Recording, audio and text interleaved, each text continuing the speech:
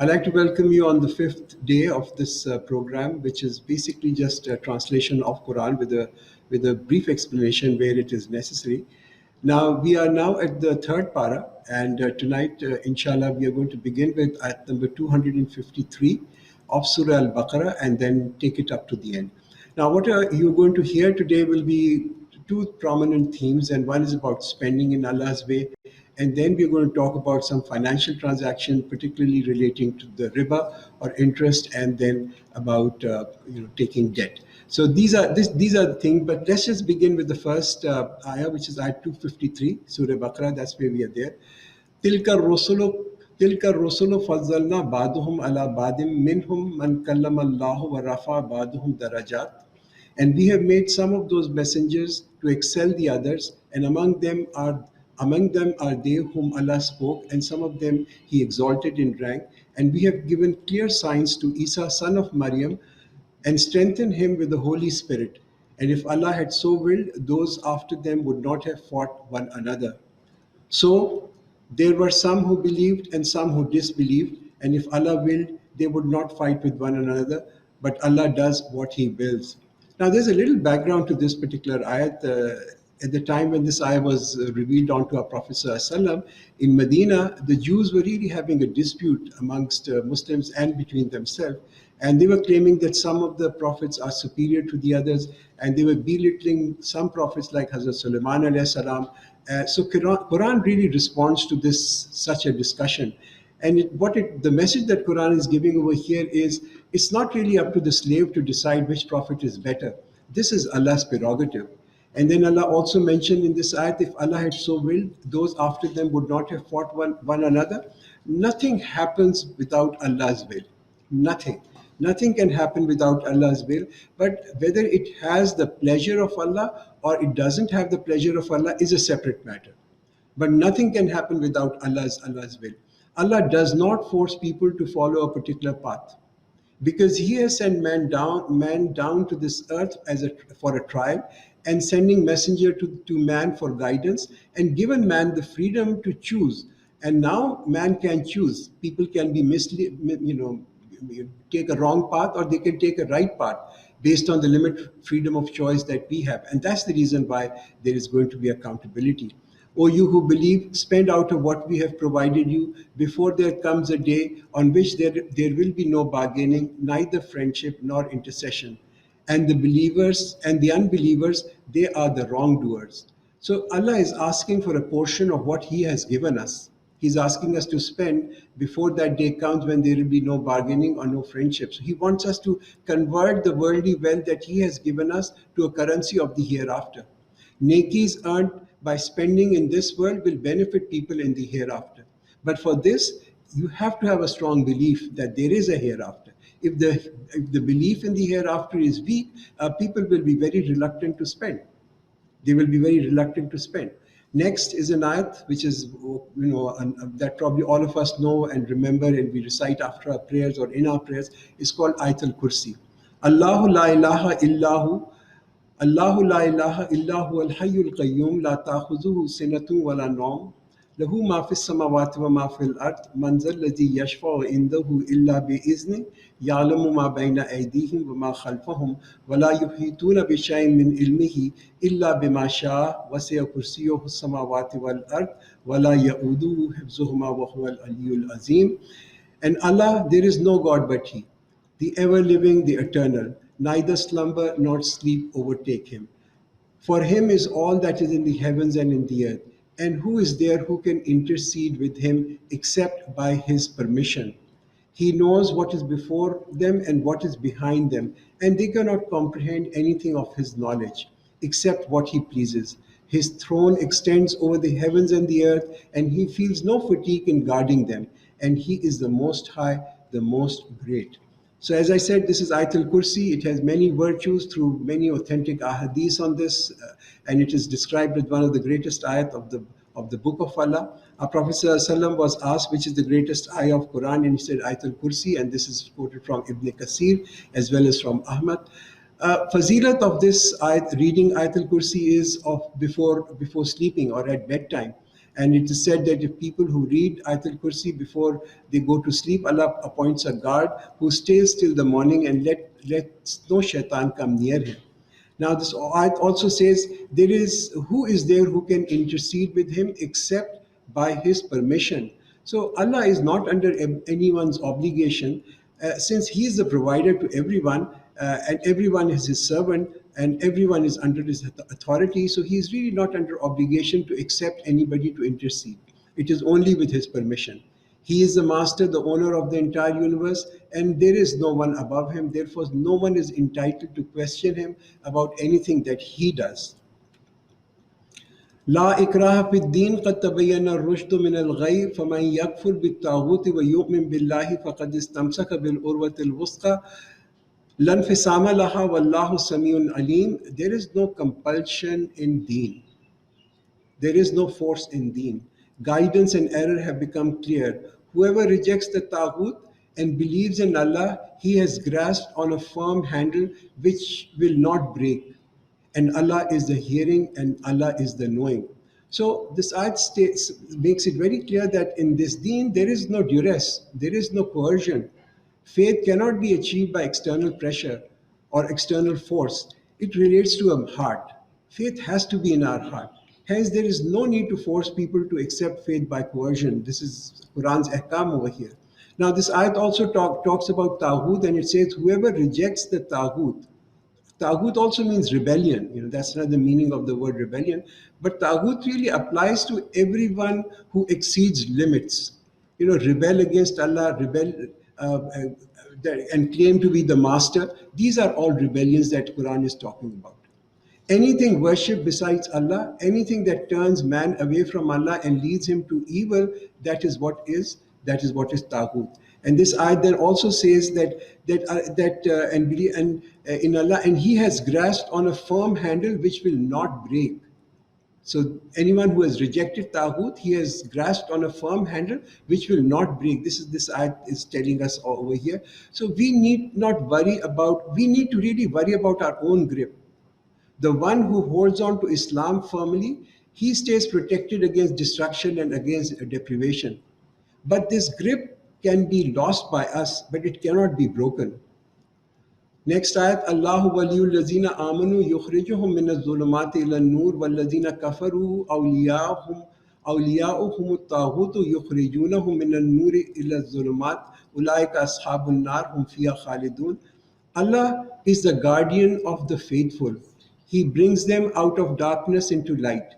As for those who reject faith, their patrons are the rebels who drive them out of light into darkness. They shall be the inmates of fire and they shall remain in it forever. Now, such a beautiful ayat that Allah is wali of those people who believe. Allah is the guardian of those who are faithful. So faith is such a great blessing that Allah has promised that people who are faithful, Allah will be their guardian. What else does one need? What else does one want? And disbelief is such a great misfortune because then rebels become their pattern. This is their friends, this is their helpers. Now here, as you can see over here, that this ayat also goes on to say, Allahu waliyul lazina amanu yukhrijuhum min az-zulumati ila an-nur. Now nur is used as a singular over here, while zulumat, which is darkness, is used as a plural, which means that light is one and darkness has infinite shades. There are infinite shades of being misguided. Allah, as Quran says, Allahu nuru samawati wal ard. Allah is the nur of the heavens and the earth. So there is just one light, and that light is inviting us towards Him. Hence, whoever follows and pleases Allah, He guides him to the path of nur, the path of peace, and the path of Islam. It is only Allah who delivers His believing servants from darkness of doubt, the darkness of disbelief, and the darkness of hesitation. And Shaitan, on the other hand, he is a supporter of disbelievers. He beautifies the path of ignorance, the path of misguidance that they follow, which only leads people to destruction. Now, the next ayat is about the king who ruled during the time of Hazrat Ibrahim alayhi salam. And it's about building, it's about faith building. Have you not reflected upon him who disputed with Ibrahim about his Rabb? Because Allah had given him the kingdom. When Ibrahim said, "My Rabb is he who gives life and causes death," he said, "I give life and cause death." Ibrahim said, "Surely Allah causes the sun to rise from the east, make it rise from the west," and thus he was confounded who rejected faith. And Allah does not guide the unjust people. Now, Quran here referring to the ruler of Babylonia, who was not willing to, who was not willing to accept guidance, who was not willing to see the logic. Who was this king? Where was this kingdom? Well, this king was the ruler of Babylon, and in Babylon, the main city was Ur, and this was also the hometown of Prophet Ibrahim alayhi salam. Now, this king was a powerful man. He was the king of the whole Babylonian empire. And as they say, power corrupts and absolute power corrupts absolutely. He had been completely corrupted because the king didn't really realize that it is Allah who has given him these limited powers that he had misused. So after the first argument, which is Hazrat Ibrahim alayhi salam said that my Rabb is one who can give life and cause death. This king, he got a slave and had him killed over there. And he said, "Look, I can also cause death." But that's a different matter. He didn't cause him to come into existence. The slave died because his time was over. So after the first argument, Hazrat Ibrahim alayhi salam realized the king was not open to guidance. And often this attitude is found in people to whom Allah has given tremendous blessings. People who have power, people who have position. So Hazrat Ibrahim alayhi salam asked him, "Okay, why don't you bring the sun from the west instead from the east?" And just to make the king realize that while he may have power, but his power is extremely limited. Now, the next ayat is also on building faith, faith of life after death, or the like of him who passed a town and it had fallen down upon its roof, and he exclaimed, "How shall Allah give life after its death?" So Allah caused him to die for 100 years, and then he raised him to life. And he asked him, "How long have you lain here?" And he answered, "I may have been here for a day or a part of a day." He said, "You have been lying in this state for 100 years. And now look towards your food and your drink, they have not spoiled. And look towards your donkey, and we will make you a sign for people, and look towards the bones, how we set them together and then clothe them with flesh." So when it became clear to him, he said, "I know that Allah has power over all things." This is a story of Bani Israel, and we know that around 580 BC, Nebuchadnezzar, who was the king of Babylonia, he came and he destroyed Jerusalem. He burned the first temple down. The city lay in ruins. Bani Israel were taken as slaves and they left, and there was nobody there. This whole city was nothing but a burned down town. After 50 years, the Persian king Zulkarnain, he conquered, he freed the Jews from Nebuchadnezzar, and he sent Prophet Uzair back to Jerusalem. And when Prophet Uzair approached Jerusalem, he saw a city, and one of the thoughts came to his mind, one of the thought that came to his mind was, how can Allah revive the city? So Allah caused him to die for 100 years, and then raised him up again and asked him, "How long were you in this state?" And Hazrat Uzair replied, "Maybe a day or a part of a day." And this is how people will also respond when they get up from the grave, that probably we've been here for a day or a part of a day. The whole life was this much. So this, in nutshell, is life and death and life. Similarly, man will also respond in similar way when he will be questioned on the day of judgment. Often we see people despair when they see downfall of civilizations, downfall of people, downfall of cities. But Allah can give them fresh lease of life. This is in the power of Allah. Turning our attention again to Hazrat Ibrahim alayhi salam, and remember when Ibrahim said, "My Rabb, show me how you will give life to the dead." He said, "Do you not believe?" He said, "But in order that my heart be at ease," he said, "take 4 birds, then train them to follow you, and then call them, and they will come to you in haste. And Allah knows, and Allah is mighty and wise."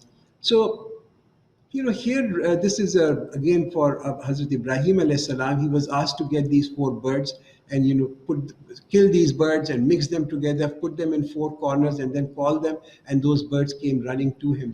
So people are not shown these hidden secrets, because this is what the test is. This is what our test is, to believe in the ghaib. But this is the special position of the messengers, that they will witness such events. Allah shows them such events to them, these miracles to them. And these special events is what is called a miracle. Now, it is a fact that even when prophets showed manifest miracle to nation, not everyone accepted the message. And the moral over here is that the power of Allah is there, and we see that power of Allah in giving life and causing death, and in giving life again. And now it's all about spending, how important spending is in the way of Allah. مثل الذين ينفقون أموالهم في سبيل الله كمثل حبة أنبتت سبع سنابل في كل سنبلة مئة حبة والله يضاعف لمن يشاء والله واسع عليم. And the likeness of those who spend their wealth in Allah's way is the likeness of a grain producing 7 years, and each year having 100 grains. And Allah gives manifold increase to whom He pleases, and Allah is all embracing and all knowing. So the reward of spending in Allah's way, Quran describes over here, is multiplication of that reward. Allah increases that reward, like growing a plant. Grow a plant we sow the plant in a fertile land, and it grows up and it gives so many different fruit. I mean, so many fruits it gives. One seed giving so many fruits over there. And when we sow a seed, it is from the fruit that we realize the quality of the seed. What was the quality of the seed? And the same thing is true about our deeds. So the message here is, we must sow high quality deeds. We must sow healthy deeds, and then wait patiently for the harvest. The harvest will be there. It just is a matter of time. It takes time, but once the harvest is there, you will find plenty of fruits being returned back for that one good deed that we have done over here. الذين ينفقون أموالهم في سبيل الله ثم لا يتبعون ما أنفقوا منا ولا أذى لهم أجرهم عند ربهم ولا خوف عليهم ولا هم يحزنون. Those who spend their wealth in Allah's way and afterward do not follow what they spend with the reminder of their generosity or insult or to cause anguish, their reward is with their Rabb. They shall have no fear, nor shall they grieve. So the word that comes over here, mannam wala azan. Azan is anything in our attitude or in our behavior which causes pain to the other people.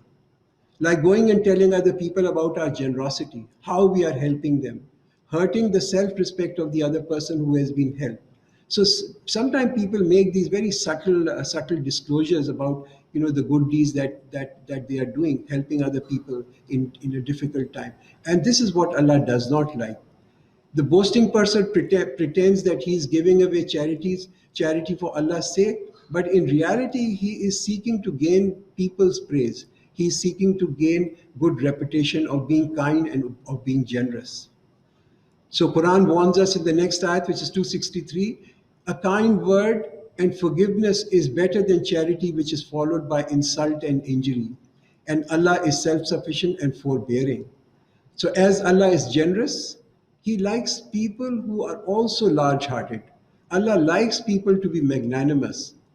Allah doesn't need our charity. He is self-sufficient. This is a test that He's given to us. He has given us a wealth, and He's just testing us out. If Allah desires, our wealth would have belonged to those people who are asking us. As Warren Buffett sometimes say that we just got the lottery of the womb. We were born in the right place. We were born in a privileged family. And so therefore we must realize what we have is not really ours. We are only holding it for a short period of time. The inheritor of everything is Allah. The next ayat, O you who believe, do not waste your charities by reminder of your generosity and insult, like him who spends his wealth to be seen by men and does not believe in Allah and the last day. His likeness is as the example of a smooth rock with earth upon it, and then a heavy rain falls upon it, leaving it bare. They have no control on what they have earned, and Allah does not guide those who reject. So Quran describes over here the work of those people who do deeds for show off. Such deeds vanish and disappear like rain washes away the soil on the surface or from the surface of a smooth rock. So if we have sold our nekis and got a return in this world, then the check of the neki is being cashed, and we may not get it may not be cashed against in Allah's bank in the hereafter. The next ayat, and the likeness of those who spend their wealth seeking to please Allah and to strengthen their soul is, is as a garden on an elevated ground upon which falls heavy rain and makes it yield twofold. But if the rain is not heavy, just dew is enough, and Allah sees what you do. So Quran describing the example of a good charity as an elevated garden which is always fertile, whether the rain is heavy or the rain is light. So true charity is like a field of good soil on an elevated plain, which keeps it well drained. It does not hold selfishly. Any land which holds water selfishly would never be able to give you a good crop. It circulates the wealth that comes to it, circulates it freely. And then Quran also says, seeking wealth to please Allah and to strengthen their soul. How does our soul get strengthened? The more we give in Allah's way, the more our relationship with Allah and Islam be strengthened. This is the way to strengthen our relationship with Allah and with Islam, is to give more in the name of Allah. Does any one of you like that he should have a garden of dates and wine with streams flowing beneath it? He has in it all kinds of fruit, and old age has overtaken him, and his children are not strong, and it is struck by a fierce whirlwind, and it is consumed by fire. Thus Allah makes clear to you his signs so that you may reflect. So this ayah over here describes the hopelessness of a person who would feel this when he faces the adversity with the garden that he had, which he had planned that this is my retirement garden, and at the time when he needs it most, and his old age has now overtaken him, he is unable to rebuild this investment, and he doesn't even have another support, and a fierce wind comes in with fire in it, and it completely consumes this garden. Similarly, charity which is made for self-promotion cannot be trusted to help us in the hereafter, where we would seriously need such charities. Next ayat, O you who believe, spend of the good things which you have earned, and of that which we bring forth from the earth for you, and do not aim to spend what is bad from it, when you yourself will not accept it except with disgust. And know that Allah is free of all wants and worthy of all praises. Now here Quran is encouraging its followers to spend what we prefer for ourselves.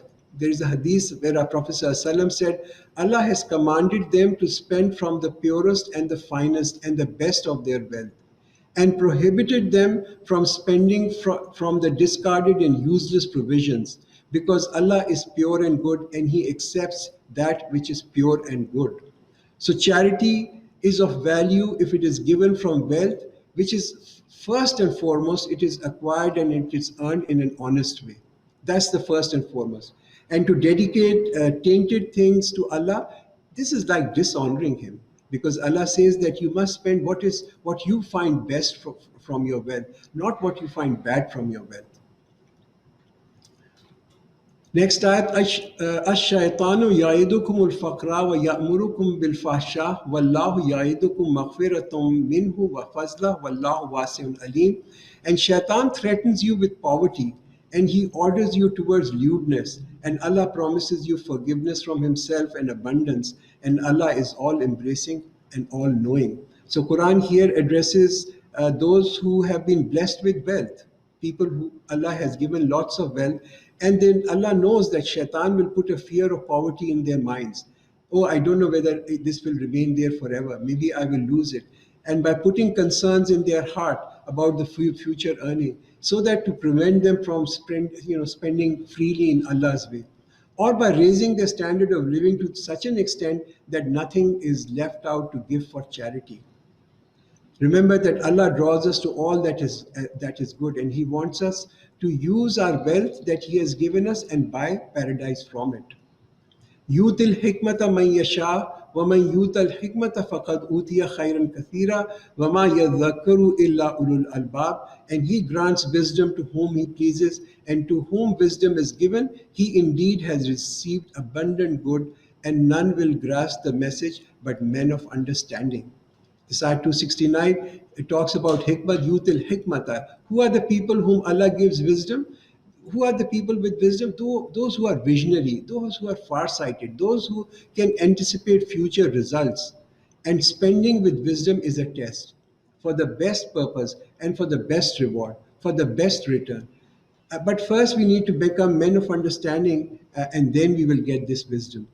Next ayat, and whatever you spend in charity or promise you make, surely Allah knows it, and the unjust shall not have any helper. If you give charity openly, it is good for you. If you hide it and give it to the poor, it is better for you. It will atone for you some of your ill deeds, and Allah is aware of what you do. So this ayat instructs us to observe secrecy in charity. This has religious merits to it, as it reduces the possibility of show off, what you call riyah. When we do it secretly, then there is no show off in it. However, zakat, which is a compulsory charity, may be given openly, while concealing other charities. Zakat can be declared if there is a need to declare that. But if there is an apparent wisdom behind disclosing charity, then certainly we must disclose it. But if it is better to conceal it, then it should be concealed. But if you feel that our disclosing a charity would encourage other people to contribute, and then obviously it's also good to disclose. But we need to be watchful of our own intentions as to why we are making this disclosure. Next ayat. You are not responsible for their guidance, but Allah guides whom He wills. And whatever good thing you spend, it is for yourself. And you do not spend but to seek Allah's pleasure. And whatever good thing you spend will be paid back to you, and you will not be dealt with unjustly. This is a promise from Allah. Allah says, I will pay you back. Whatever good deeds you do, whatever good spending that you do, you will be paid back. This is a promise from Allah. This is a promise that He will. What more assurance do we need to spend in the way of Allah? Ayat number 273, charities for those poor people who are straining in the way of in Allah's way. They travel in the land for trade. And uninformed men think them wealthy because of their restraint from asking. You will recognize them by their marks. They do not pester people with request. And whatever good thing you spend, be assured that Allah knows it. So Quran tells us, look for such people. Look for such people who are not asking you. They may be needy. They may need your charity. But because of their izzat e nafs, they would not ask anyone, spread their hands before them. Those who give their wealth by night and day, secret and openly, they shall have a reward from their near their Rabb, and they shall have no fear, nor shall they grieve. So this is a recap of the beauty of charity and the frame of mind of people who spend in Allah's way. And next, we are going to be looking at ayahs which have the complete opposite mindset, opposite to giving. It's instead of giving charity, it is taking, and not just taking from a transaction which are permitted, but taking from transactions which are completely forbidden, which is riba and interest.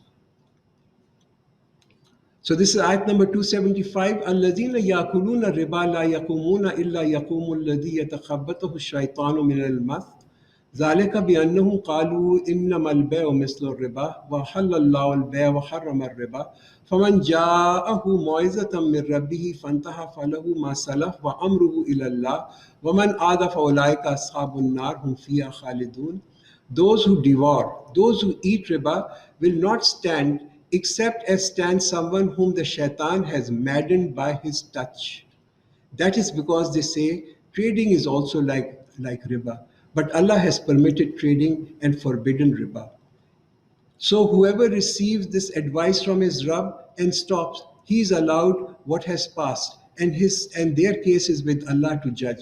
But whoever repeats are the companion of fire, and they shall abide in it forever. What a severe warning.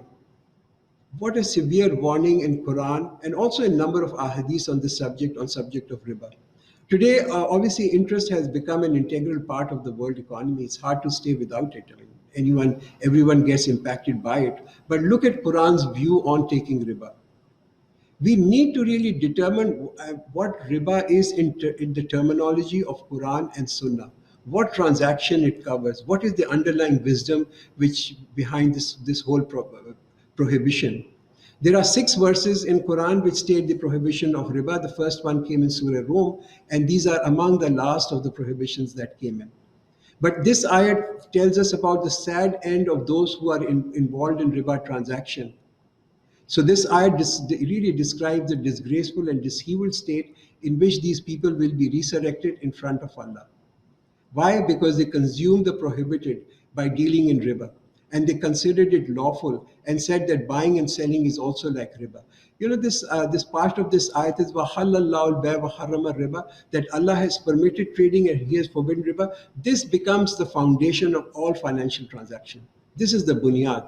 This is the basis, because every financial transaction, a trading aspect has to be looked, from it. Anyway, so riba is if you were to define riba is really the excess amount which one gains on a loan transaction. It's on a curse transaction. It's lending money and taking a gain from it.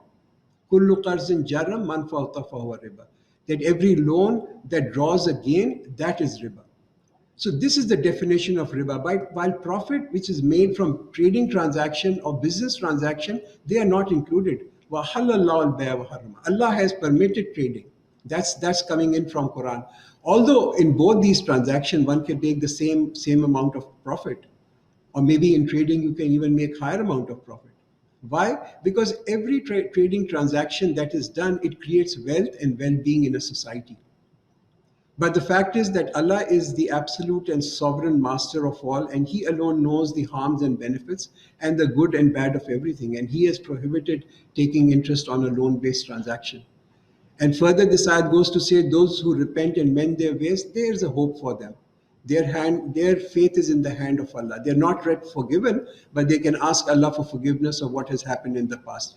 But those people who continue to insist on it, there is a warning, and a warning of everlasting doom for those who choose not to pay heed to this. يَمْحَقُ اللَّهُ الرِّبَا وَيُرْبِي الصَّدَقَاتِ وَاللَّهُ لَا يُحِبُّ كُلَّ مُخْتَالٍ كُلَّ كَفَّارٍ أَثِيمٍ. That Allah deprives riba of His blessing and He blesses charity with increase, and Allah does not love the ungrateful sinners. Allah erases the gains that are obtained through riba, and He takes away the barakat of it.